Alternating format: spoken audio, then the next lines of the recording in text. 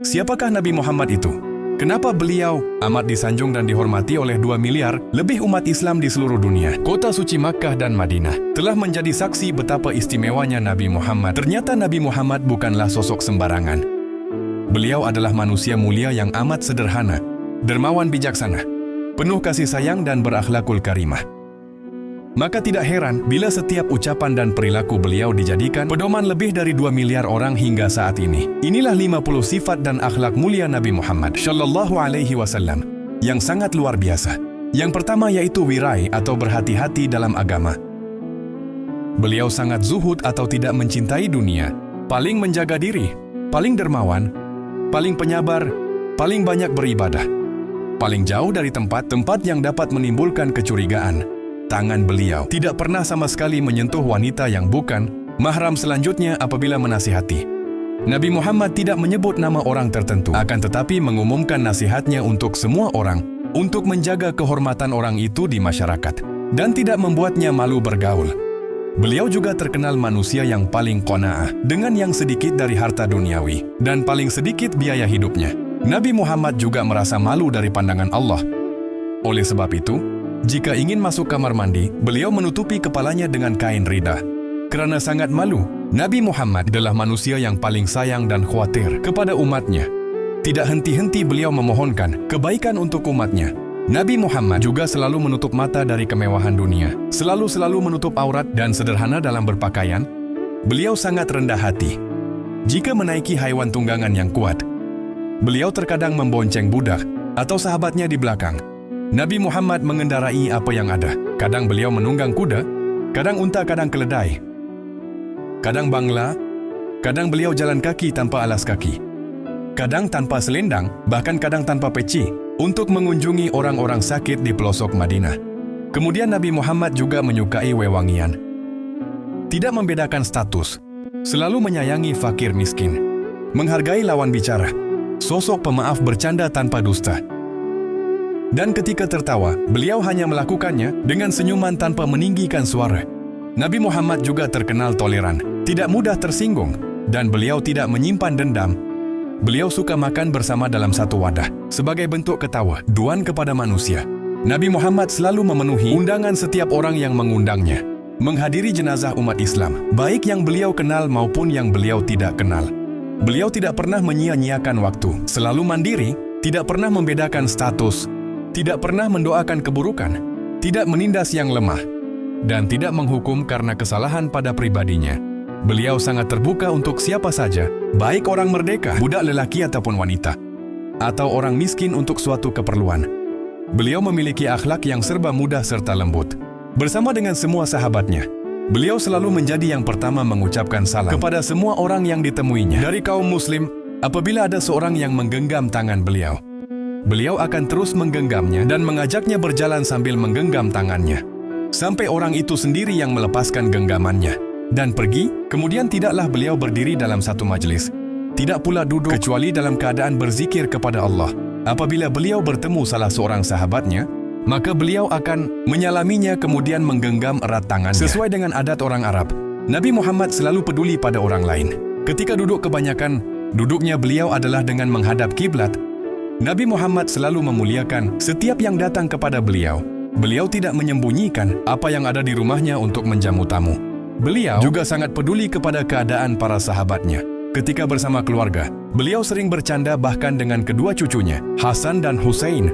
Nabi selalu memuliakan semua orang yang duduk bersama beliau dan selalu menampakkan wajah yang ceria untuk teman duduknya.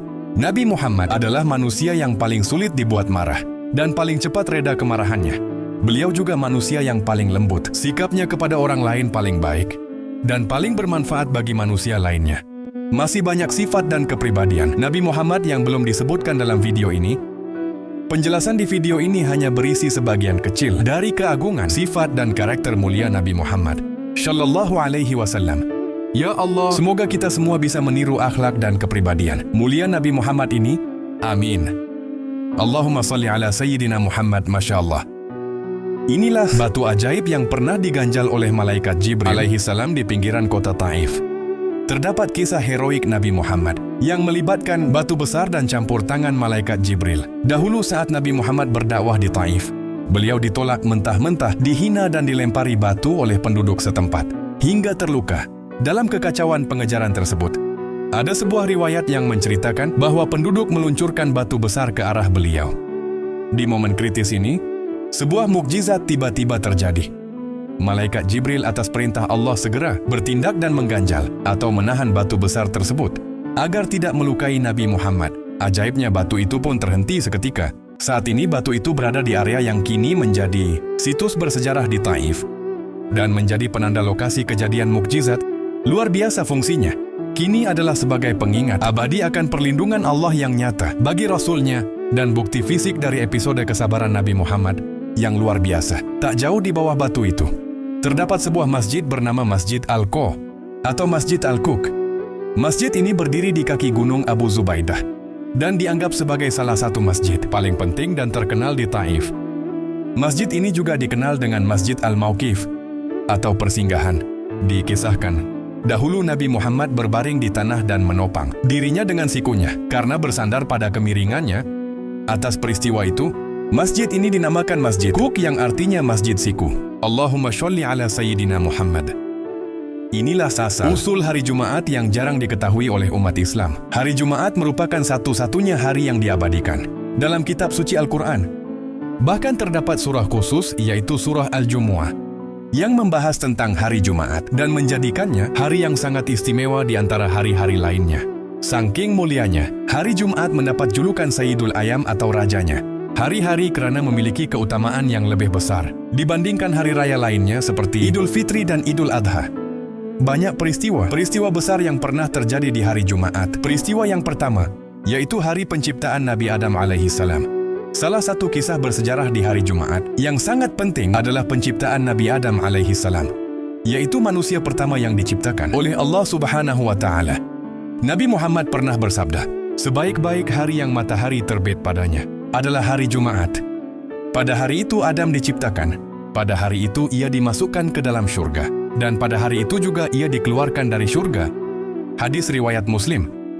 Peristiwa yang kedua, yaitu hari Nabi Adam alaihissalam diturunkan ke bumi. Dahulu setelah melanggar perintah Allah dengan memakan buah dari pohon terlarang di syurga, Nabi Adam dan Siti Hawa dikeluarkan dari syurga dan diturunkan ke bumi. Peristiwa ini juga terjadi pada hari Jumat, menjadikannya sebagai hari yang penuh dengan pelajaran bagi umat manusia tentang ketaatan dan konsekuensi dari ketidakpatuhan terhadap perintah Allah. Peristiwa yang ketiga, yaitu hari Nabi Nuh alaihissalam diselamatkan dari banjir besar dahulu. Kisah Nabi Nuh dan banjir besar yang melanda kaumnya juga berkaitan dengan hari Jumaat. Setelah bertahun-tahun berdakwah dan menghadapi penolakan dari kaumnya, Allah Subhanahu wa Ta'ala menurunkan azab berupa banjir besar yang menenggelamkan kaum yang durhaka. Namun Nabi Nuh dan pengikutnya yang beriman diselamatkan oleh Allah melalui bahtera yang telah ia bangun sebelumnya pada hari Jumaat. Peristiwa yang keempat, yaitu hari Nabi Ibrahim selamat dari kobaran api. Salah satu kisah paling bersejarah Nabi Ibrahim adalah saat ia dilemparkan ke dalam api oleh Raja Namrud kerana menolak penyembahan berhala. Namun Allah Subhanahu wa Ta'ala menyelamatkannya dengan menjadikan api itu dingin dan aman bagi Nabi Ibrahim pada hari Jumaat. Selain itu, hari Jumaat juga hari di mana Nabi Musa membelah lautan. Hari Nabi Yusuf bertemu kembali dengan ayahnya, Nabi Yakub. Hari Nabi Sulaiman menerima kerajaan yang luar biasa. Hari Nabi Muhammad menerima wahyu pertama. Dan hari di mana kelak hari kiamat terjadi. Hari Jumat juga memiliki sejarah yang cukup panjang. Pada zaman jahiliyah, hari Jumat disebut dengan Yaum Al-Arubah.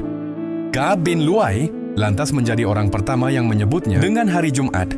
Ka'ab bin Lu'ay adalah salah seorang keturunan Bani Quraisy dan merupakan salah satu kakek dari Rasulullah